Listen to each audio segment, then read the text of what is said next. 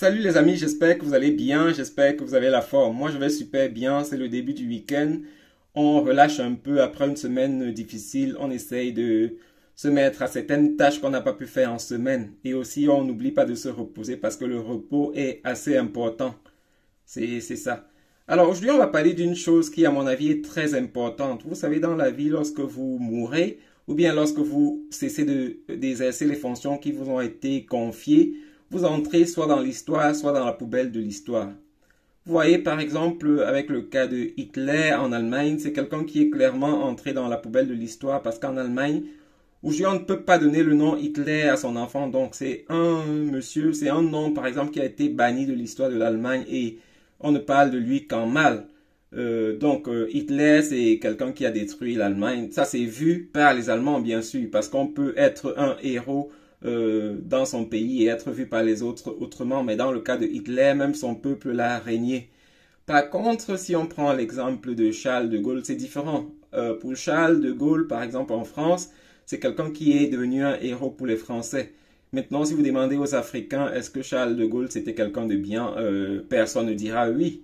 Par contre, pour les Français, c'est un héros pardon, qui est entré dans l'histoire et qui est entré vraiment dans l'histoire de la France. Donc, il n'est pas entré dans la poubelle de l'histoire comme Hitler, mais lui, plutôt, il est entré dans l'histoire. Et c'est ça. Maintenant, aujourd'hui, on va parler aussi du Cameroun. Vous savez que c'est un pays, c'est mon pays d'origine dans tous les cas, et toutes les choses qui se passent là-bas m'intéressent. D'ici quelques temps, c'est les élections au Cameroun, et on aura affaire à un nouveau président, parce que le président sortant, Paul Biya, ne pourra, à mon avis, plus exercer la fonction de président. Je pense qu'il a fait son temps. Et aujourd'hui, son bilan doit être fait, du moins. Aujourd'hui, il est encore au poste, il a encore quelques jours au pouvoir, mais à mon avis, ce qui est sûr, c'est qu'il ne sera pas candidat pour les prochaines élections. Donc, dans son cas, c'est fait déjà. Pour lui, c'est déjà presque décidé. C'est vrai qu'il y a des gens qui, à la fin de leur vie, vont faire encore quelque chose qui pourront les faire passer peut-être de l'histoire à la poubelle de l'histoire ou inversement. Mais dans son cas, je pense que c'est presque terminé. Tout ce qu'il a pu faire, il l'a fait.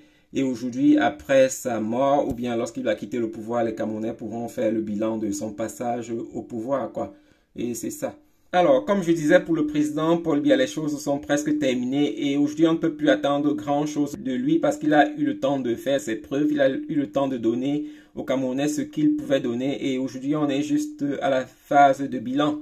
Les attentes sont beaucoup plus à l'endroit du nouveau président, donc de celui qui va diriger le Cameroun d'ici quelques mois. Et je pense qu'on a quand même beaucoup d'attentes de lui. Ce sera quelqu'un, notre souhait dans tous les cas, c'est qu'il travaille pour être dans l'histoire, pour entrer dans l'histoire de façon positive et être à la hauteur des présidents comme Nelson Mandela. Vous savez, Nelson Mandela, c'est quelqu'un, par exemple, tous les Sud-Africains s'accordent là-dessus que c'est un président qui a été un bon président pour l'Afrique du Sud. Et aujourd'hui, on a vraiment beaucoup d'attentes à l'endroit du nouveau président du Cameroun. Ce sera qui? On ne sait pas encore. On a encore beaucoup de candidats et le moment venu, on aura quelqu'un qu'on va élire. Et vraiment, je pense que le président doit se battre pour relever l'histoire du Cameroun, pour mettre le Cameroun où il était au départ, où il était il y a quelque temps. Donc, c'est un peu ça. Et mon avis par rapport au président Paul Biya, ça je vais le donner aussi. Mon avis, je pense qu'il n'a pas été le meilleur président que le Cameroun aurait pu avoir. Je pense qu'il aurait pu être meilleur que ce qu'il a été. Mais il est toujours en fonction, donc on lui laisse le temps et on va faire le bilan dès qu'il ne sera plus en fonction. Mais donc, c'est ça. Et aujourd'hui, les attentes, vraiment, moi j'ai beaucoup plus d'attentes au nouveau président. J'espère qu'il sera un président super. J'espère qu'il va redonner la place que le Camerounais mérite. J'espère que avec le nouveau président, lorsqu'on se dira à l'extérieur qu'on vient du Cameroun, on sera respecté. Et c'est ça. J'espère qu'on n'aura plus les situations controversées comme ça a été ces dernières années. J'espère qu'on aura quelque chose de meilleur. En tout cas, c'est mon souhait pour le Cameroun, c'est mon souhait pour tous les Camerounais que les choses aillent de l'avant.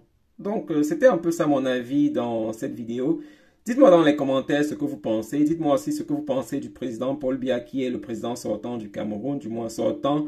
On est encore en 2024, pardon, les élections c'est en 2025, mais c'est clair que le président Paul Biya est un président sortant. Donc dites-moi ce que vous pensez de son pouvoir, ce que vous retenez de lui, dites-moi dans les commentaires et aussi soyez poli. Donnez votre avis sans insulter qui que ce soit.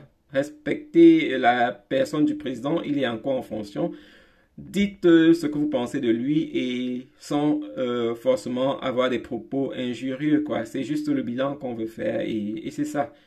Merci pour vos commentaires et on se revoit dans une nouvelle vidéo. Bonne journée à vous, bon début de week-end et amusez-vous bien. Bye.